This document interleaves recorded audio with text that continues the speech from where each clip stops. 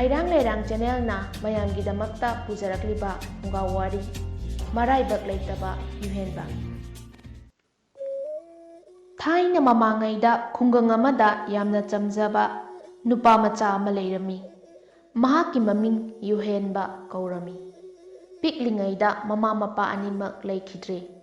Mahakpu mama pokpa mabokna yokpi thakpirami. Mabuk cheldi yamna sengi adubu pangbadi mapa leitana panglami. Mingonda kari haigadaba mina kari khankigadaba haibana chingba kari mata khanglamde. Masimakna khungangi miyoisingna nungsibiramde. Magi mataushida mabembo yamna wazarami. Matam pumbada masugida khanbada kok chikpa haibadu oirami. Sahi ama leibaksida ikang thokli. Ikang thokpana thaknaba afaba ising thibada awaba haibadu oire.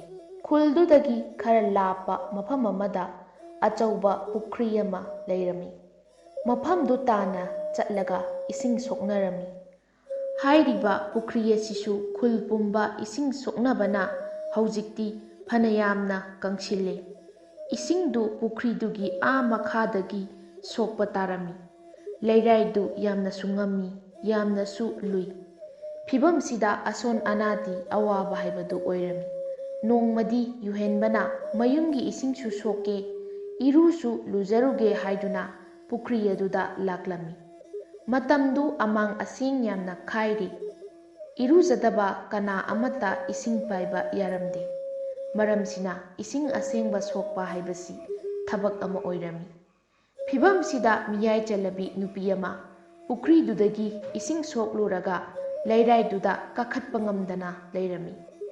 Tauriba mataududa Yohenba tumin leiba ngamlaktre. Mahakna phanchong singduna nupi duna purakliba undu paiduna leirai phauba ukhatke taurami. Hairiba nupi asi asing amang yamna khaibi amadi migi tuka tuki thibi nupi oirami. Maramsina angangsina mahaki mateng pangbagi nungaiba phongdokpadi lairadana mangonda onsinduna chaibire. He mathong khangdaba angang nangna ising punsi mangthokpada natana aibusu mangthokle. Masi haiduna yamna sauna Yohenbada khubakna su thare aduga ising pungi isingdusu mangonda haijille aduga pukriduda amuk hanna kumthakre. Nongmasu mahakna Kaithialdagi pochai leiruraga mayumda halakpagi lambida hanubi amana nupa macha amabu chaiduna tanaraklami. He huranba nangda hatlaga loire.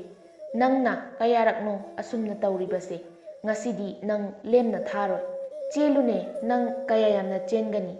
Aphangwa mafamda khangani. Asumna hanubiduna angang ama tanaraklami.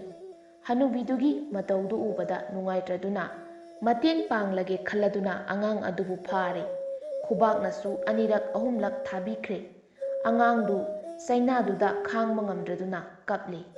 Yohenbana iben wabiganu aina phurabani matungda amuk tawdanaba. Asum haina mahakna hanubiduda hairami.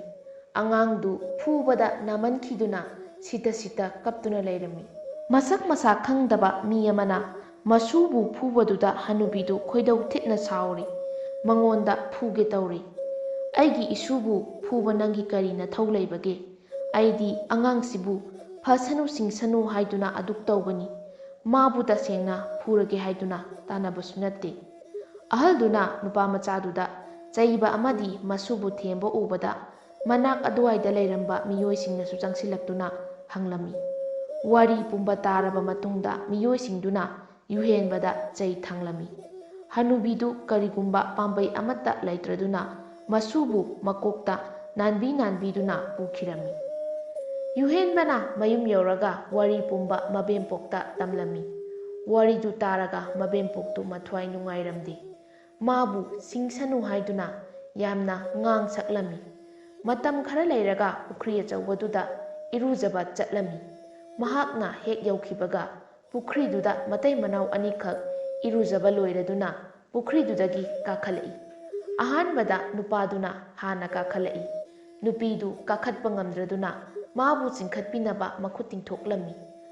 Adubu magi nupaduna nupidugi tingthokliba makhuttu uramde. Mataududa Yohenbana changsinduna nupidugi makhuttu paiduna pukri manungdagi chingkhatpirami. Nupaduna tunghana yengthokibada magi nupibu atopa nupa amana makhut paiduna chingkhatpa ubada saurami.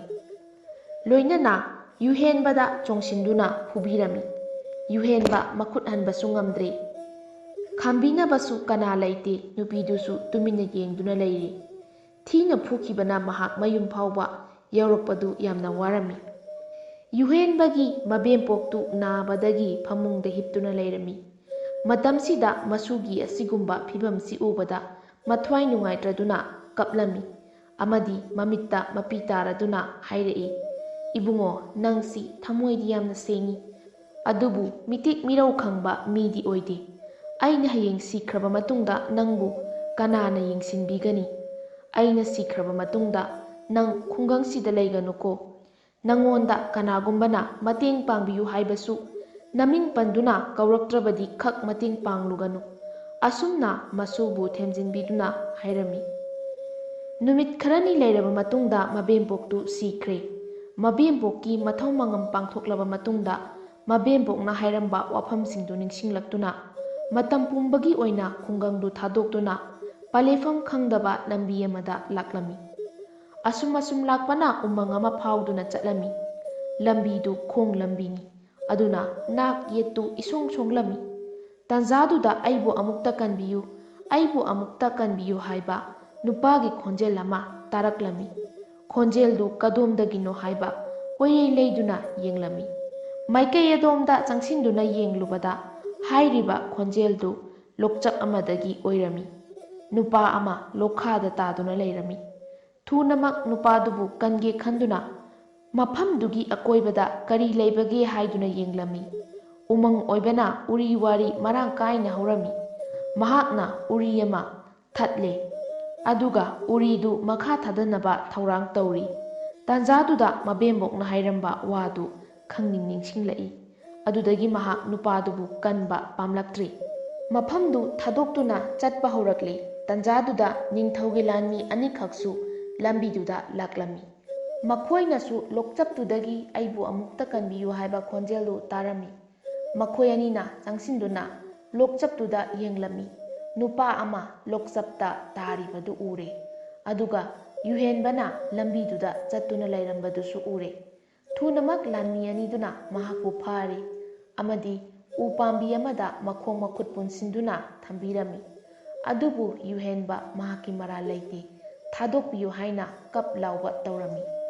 Mahaki haizabadu lanmi aniduna taramde. Loinana lokchapta tariba nupadubu hana chingkhatlami. Mathak yauraklaga nupaduda mahakna makhada taribagi maram hanglami. Maduda nupaduna hairei. Ai thangnaba khulsida leiba lalonba nupani. Atopa khulda lalonba potikpa chatpani.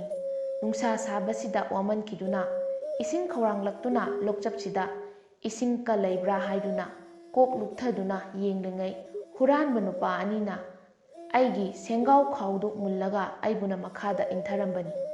Lalonbagi wadu taraba matungda makhoina phaduna thamliba Yohenbada kudombi thinduna hairei.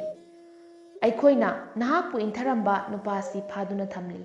Yengu nupasi nangbu intharamba nupadu natabra. Lanmi aniduna hairakpaduda Yohenba kaptuna hairei. Aina mahakpu inthaba nate aidi ira leizadabani aibu thadokpiyu. Adu oirabadi karigi nupa asibu kandribano. Asum haina lanmi aduna hanglakpada Yohenbana mabembokna hairamba wa amadi mangonda thokiba thaudok khudingmak lithoklami. Lalonba nupadunasu mabu inthaba misaktu mahak nate haibadagi thadokpire. Lanmi aniduna makhatana hairei. Adu oirabadi nupasi thadoklage. Aikhoi huranbasingdu tanarukige. Masi haiduna ulibadu thadokle. Adudagi thuna yangna huranbaduna chatlamgani khanba lambi adomda lanmi anidu chatkirami. Yohenbagi chamjaba mataududa lalonbaduna nungsibiraduna hairei. Nupa macha naha ngasigi chatnariba khunai sigi lonchatsida nangi leifam leite. ꯑꯗꯨꯅ ꯑꯩꯒꯤ ꯌꯨꯝ ꯏꯪꯈꯣꯜ ꯁꯝꯕꯜ ꯄꯥꯟꯅꯗꯨꯅ ꯂꯩꯔꯣ, ꯀꯅꯥꯅꯁꯨ ꯅꯪꯕꯨ ꯑꯌꯦꯠ ꯑꯄꯟ ꯄꯤꯔꯣꯏ, ꯅꯪꯒ ꯑꯩꯒ ꯂꯩꯃꯤꯟꯅꯔꯁꯤ ꯍꯥꯏꯕ ꯌꯥꯅꯤꯡꯗꯕ꯭ꯔꯥ? ꯂꯂꯣꯟꯕ ꯅꯨꯄꯥꯁꯤꯒꯤ ꯋꯥꯐꯝꯁꯤ ꯇꯥꯔꯒ ꯌꯨꯍꯦꯟꯕꯗꯨ ꯌꯥꯔꯦ, ꯃꯍꯥꯛ ꯂꯂꯣꯟꯕꯗꯨꯒꯤ ꯃꯇꯨꯡ ꯏꯟꯗꯨꯅ ꯆꯠꯈ꯭ꯔꯦ꯫ ꯑꯗꯨꯗꯒꯤꯗꯤ ꯌꯨꯍꯦꯟꯕꯗꯨ ꯀꯅꯥꯒꯤ ꯃꯤꯆꯩ ꯇꯥꯗꯅ ꯅꯨꯡꯉꯥꯏꯅ ꯂꯩꯈꯤ꯫ ꯍꯩꯔꯥꯡ ꯂꯩꯔꯥꯡ ꯆꯦꯅꯦꯜꯅ ꯃꯌꯥꯝꯒꯤꯗꯃꯛꯇ ꯄꯨꯖꯔꯛꯂꯤꯕ ꯐꯨꯡꯒꯥ ꯋꯥꯔꯤ ꯉꯁꯤꯒꯤ ꯑꯣꯏꯅꯗꯤ ꯃꯇꯥꯡ ꯁ꯭ꯋꯥꯏꯗ ꯂꯣꯏꯁꯤꯟꯖꯔꯤ꯫ ꯍꯌꯦꯡ ꯅꯨꯡꯉꯥꯏꯔꯕ ꯐꯨꯡꯒꯥ ꯋꯥꯔꯤꯁꯤꯡꯒ ꯂꯣꯏꯅꯅ ꯃꯌꯥꯝ ꯄꯨꯂꯞ ꯑꯃꯨꯛ ꯊꯦꯡꯅꯔꯁꯤ꯫